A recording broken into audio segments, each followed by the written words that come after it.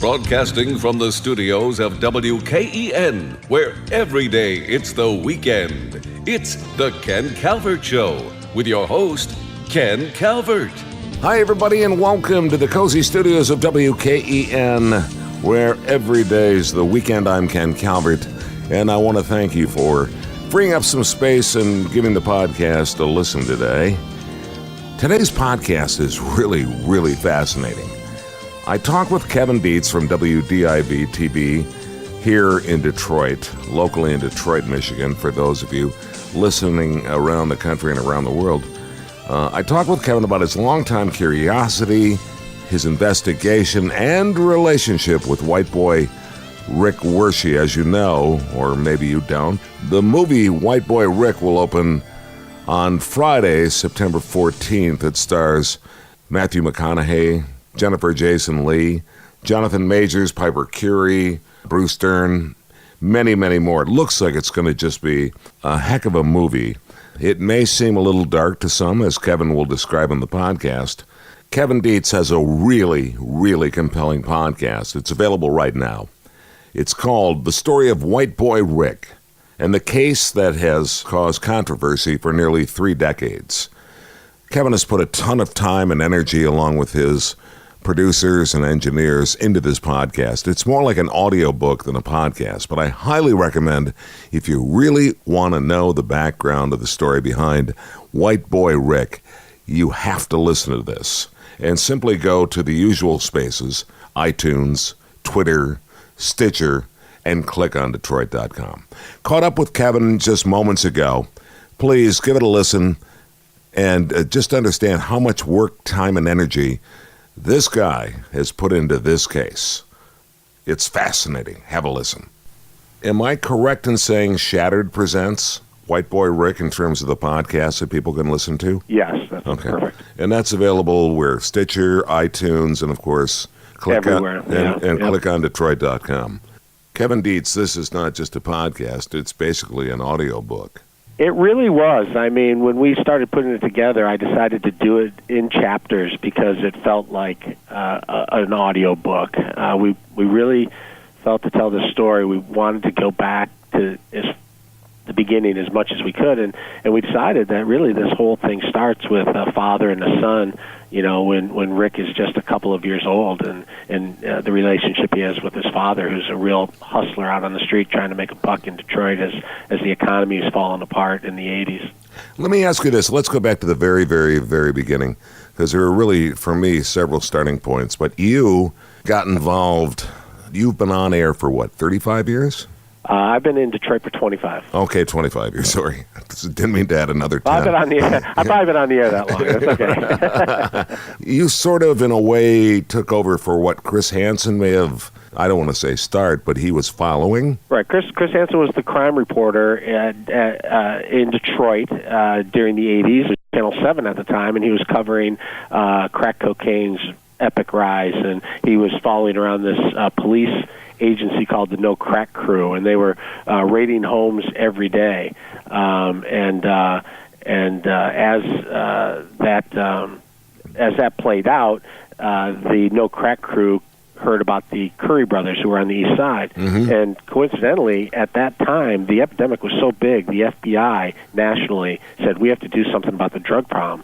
So they put the word out to all of their cities that we want you to do something. And the local FBI agency in Detroit, their very first case was the Curry brothers.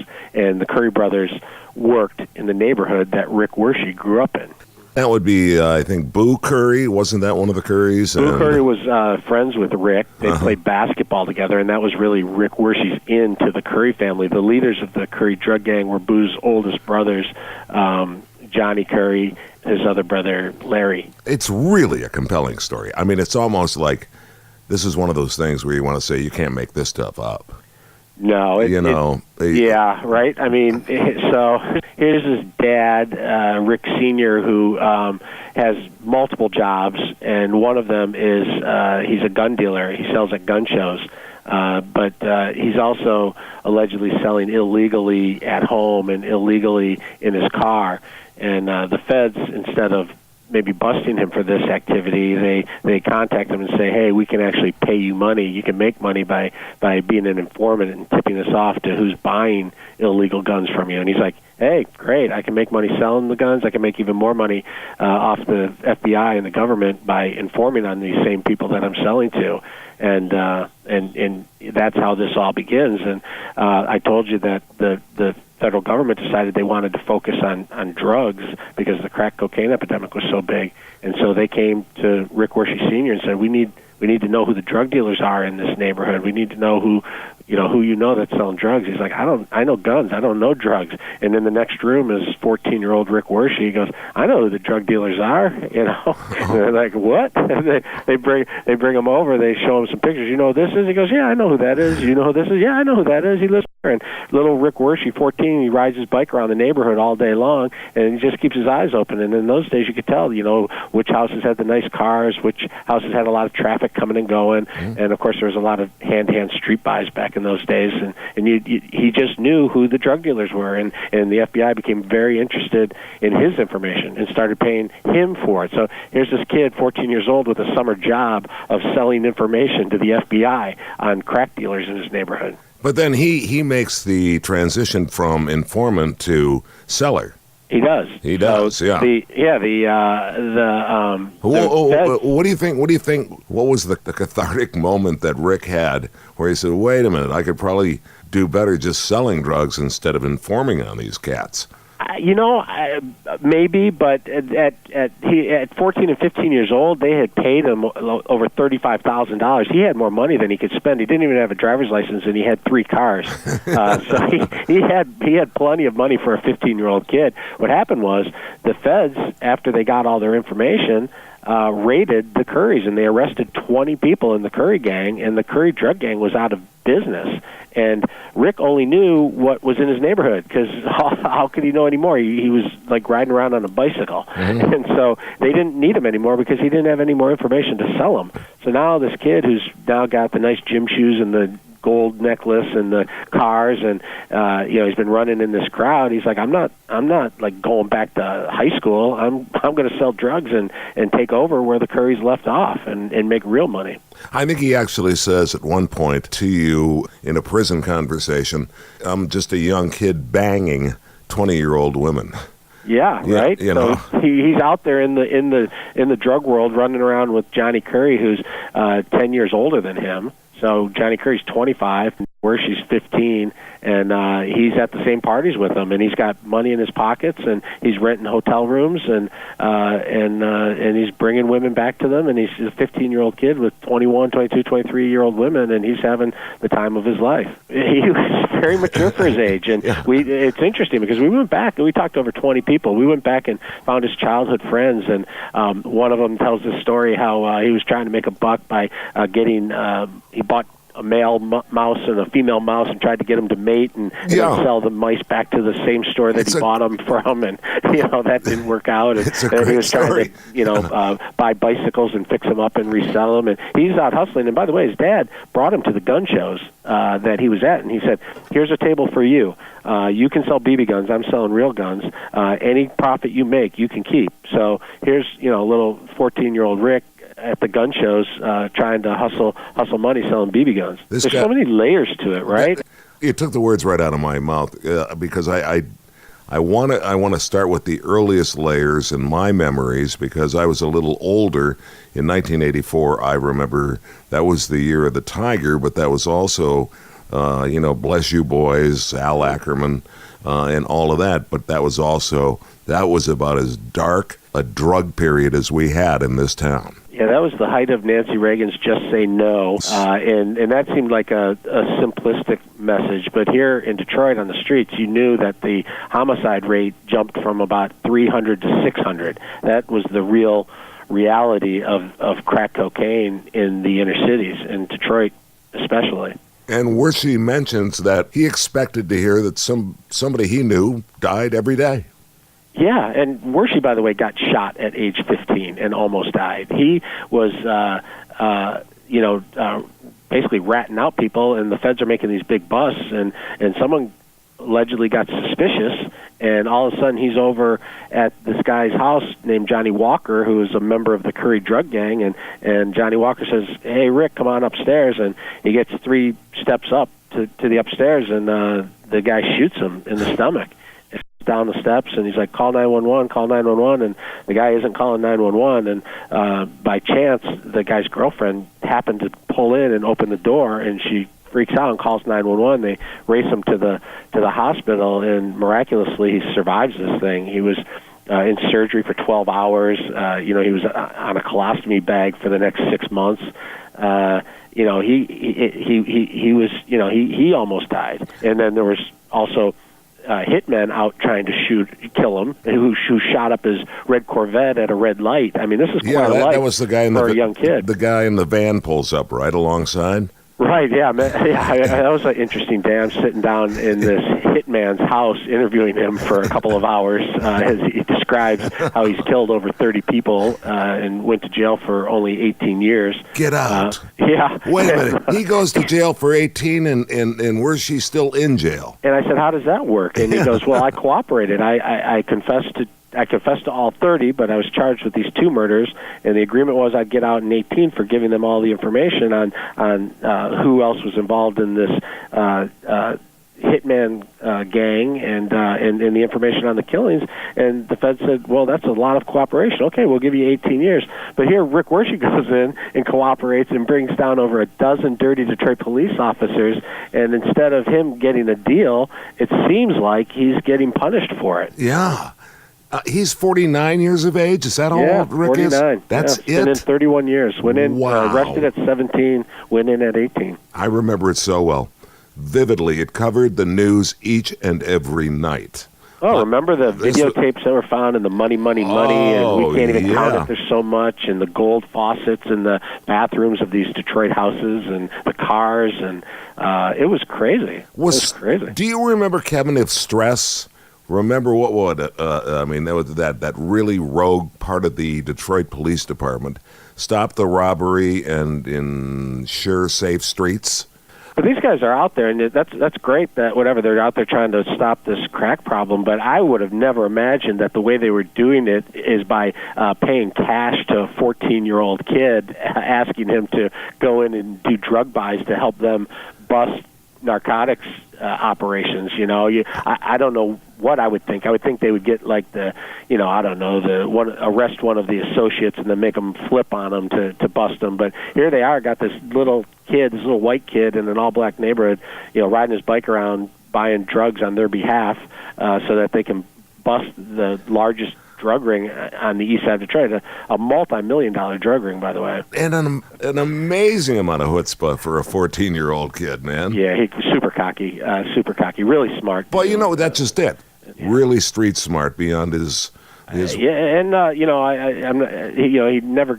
dropped out his freshman year of high school, but this kid reads the New York Times, the Wall Street Journal. This guy knows what the stock market's doing. This guy is up to speed on every current event. He knows exactly what's going on in Washington. He knows what's going on in Detroit. I mean, I talked to this guy on the phone. I feel like I got to do a quick read of the news before I take his call. Yeah. You mentioned the fact in the Shattered Presents White Boy Rick, available iTunes. Make sure you check it out on iTunes, Stitcher.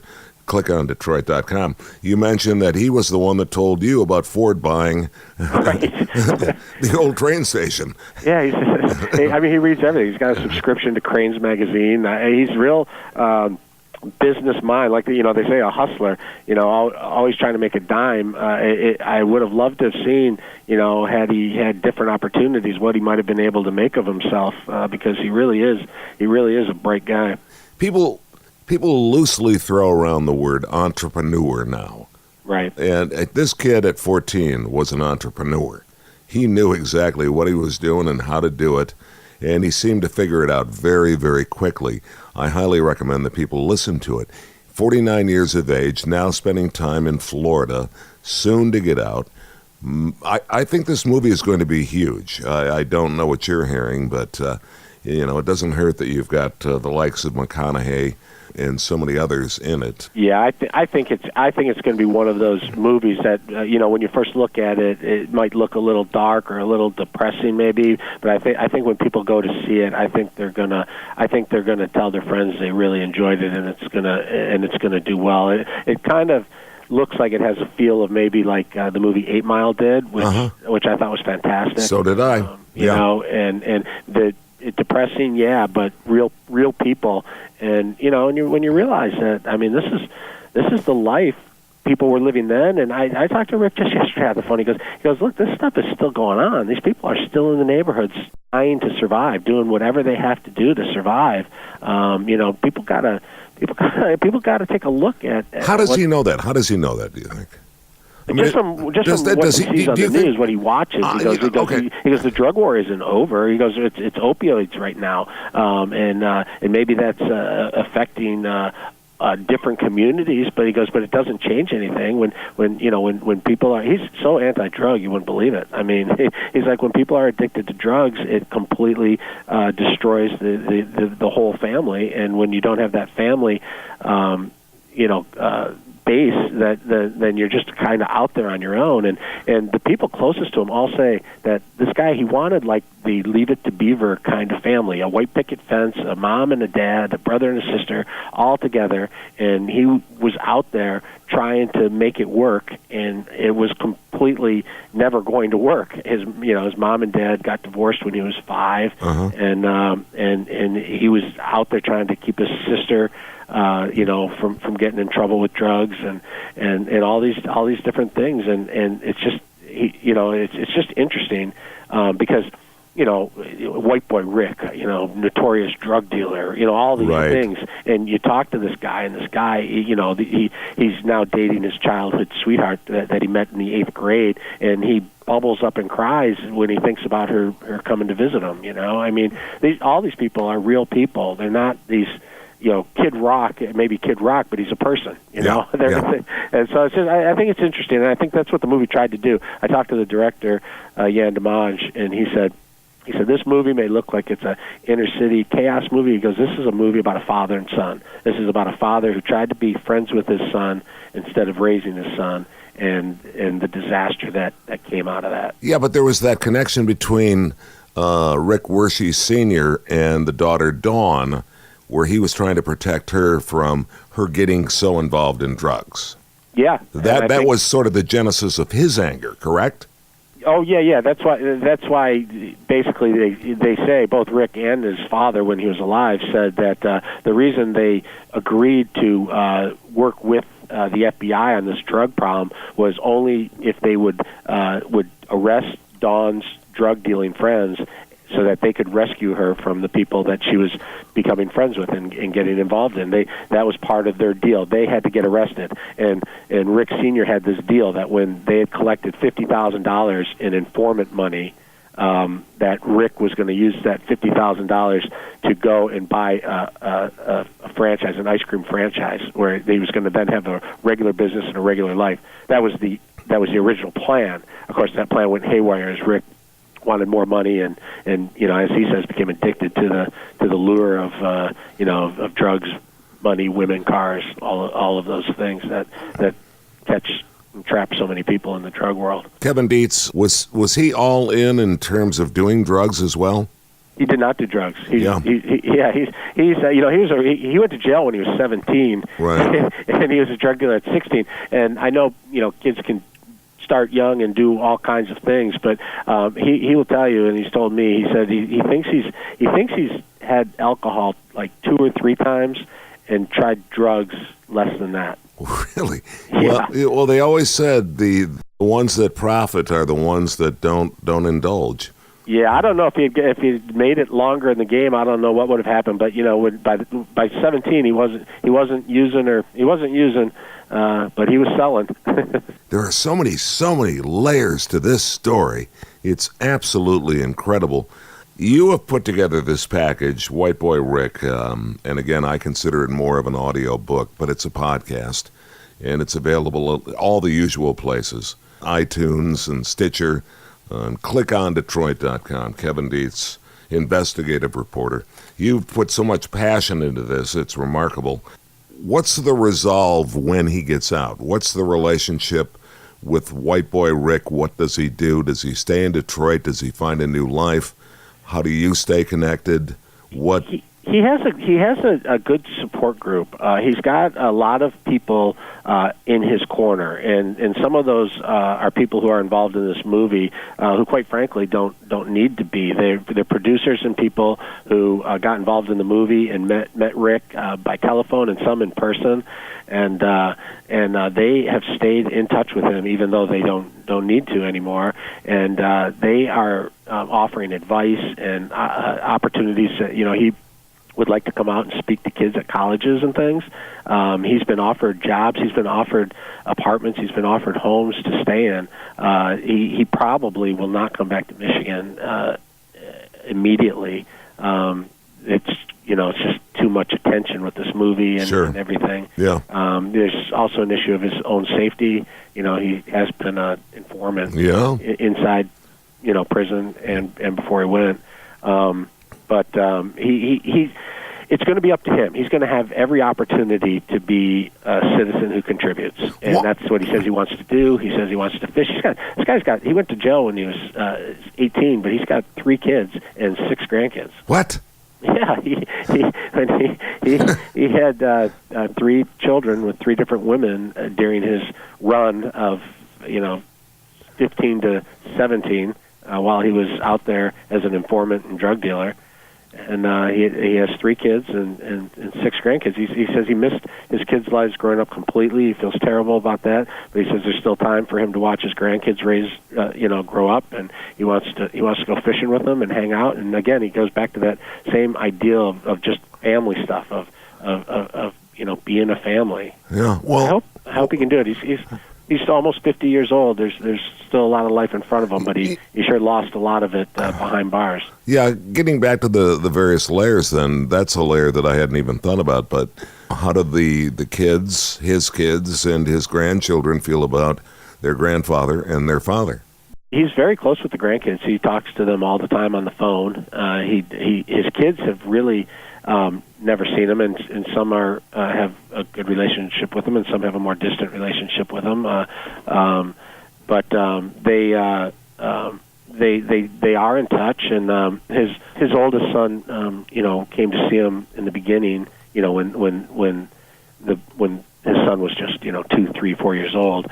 Dawn, Rick's sister, would bring him, but that eventually stopped, and it was just easier to not keep coming and seeing your dad. Originally, Rick thought he was going to get out many times. Like every 5 years, he thought if he cooperated on a deal, they would get him out. And the more he cooperated, the further he got from getting out. And people who don't know, some of the people he informed on was Mayor Coleman Young's brother-in-law, Mayor Coleman Young's guard in the Executive Protection Unit, Coleman Young's niece, who Rick Wershey happened to date back in the day, as well as he cooperated and informed on Gil Hill, who was a homicide cop and went on to become city council president. Gil Hill, the FBI did a sting operation on Gil Hill to catch him taking bribes, and Gil Hill did not take the bribe. He did not take the bait, and therefore was never charged. But he knew who the informant was. So here's Rick Wershey in there trying to cooperate, hoping to get out of prison, but he's making new enemies every step of the way. Let me ask you this: do we glamorize this guy? How do we describe Rick Wershey, soon to be released from prison? He's a guy who made a very, very serious, I don't even want to call it a mistake. He knew what he was doing. He got involved in selling drugs, and he sold a lot of drugs. He got busted with 8 kilos, which is more than 10 times what it took to be sentenced for life in prison under the 650 lifer law. It was a lot of cocaine that he was busted with, and he deserved to go to prison. But what happens is you hear a lot of stories about people who are wrongfully in prison, and that's tragic. But this is like a case where someone went to prison and should have been out. He should have been out after 10 years. He definitely should have been out after 15 years. Right. He's now been in 30 years for 2 crimes.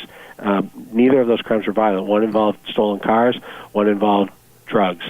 And you can send people away for a long time, but when you look at who's getting out, the parole board releases people every month, and there's killers and rapists and drug dealers, and you can compare what other people did who have been released, and you can compare that to what his record is, and it's not even close. People who have a record similar to Rick Wershe's, today you'd get out in like 4 or 5 years.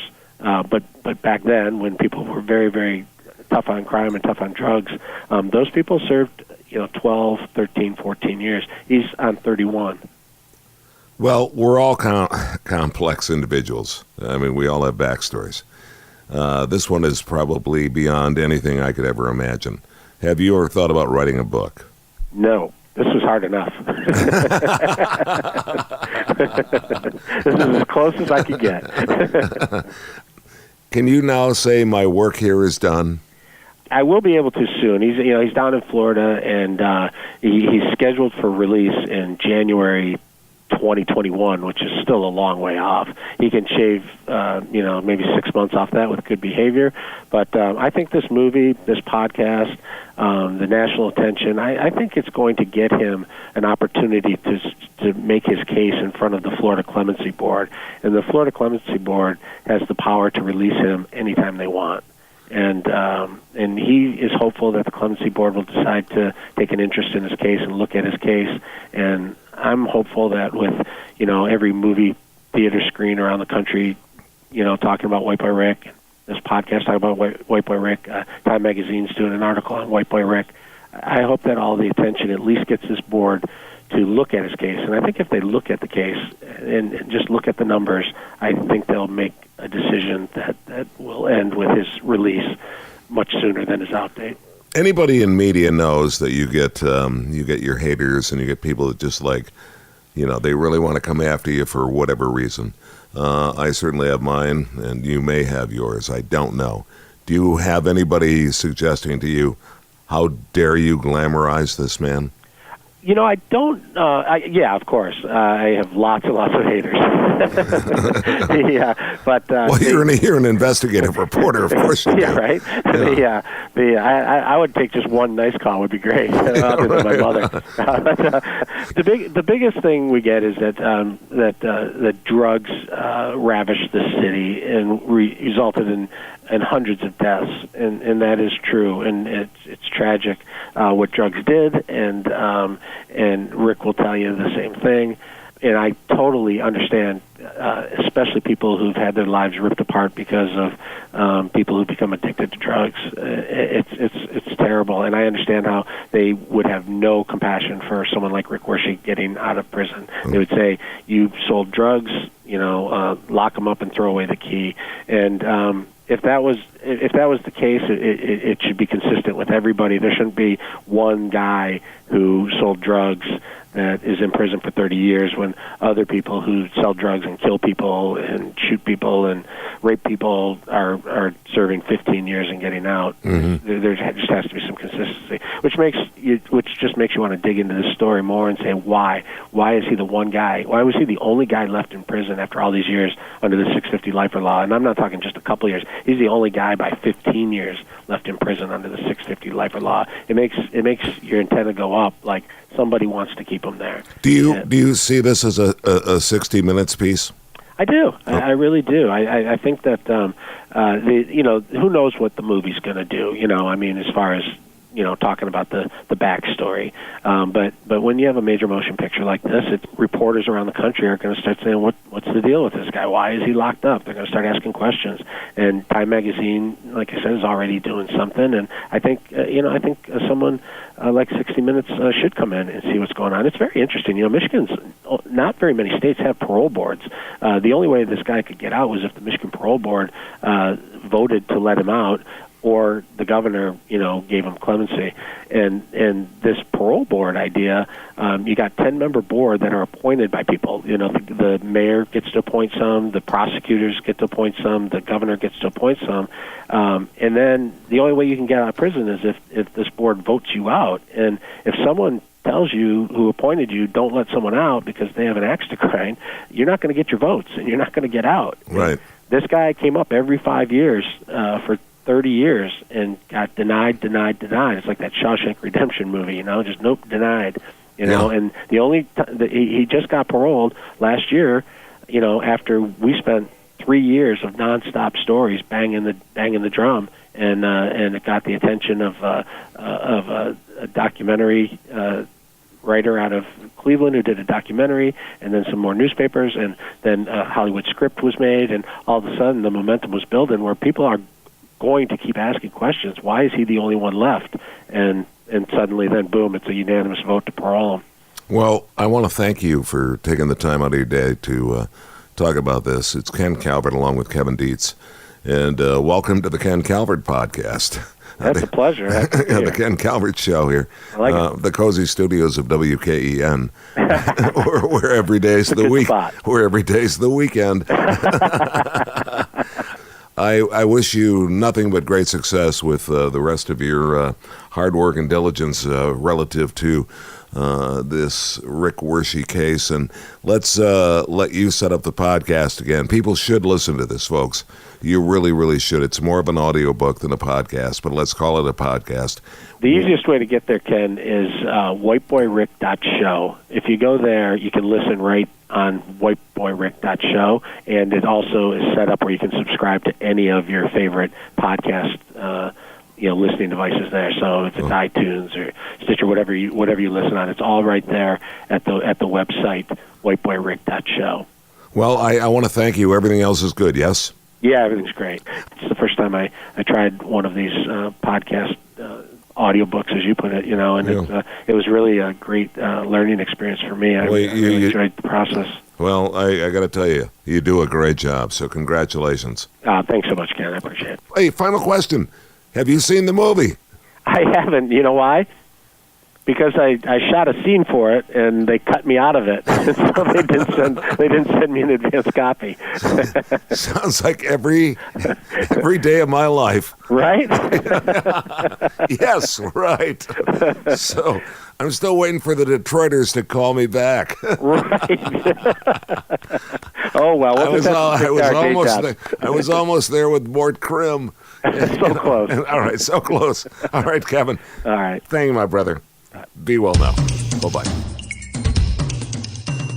You can subscribe to the Ken Calvert Show podcast on Apple iTunes, TuneIn, Stitcher, Spotify, or iHeartRadio. It's also available by going directly to www.thekencalvertshow.com. You can reach Ken at kencalvertpodcast@gmail.com.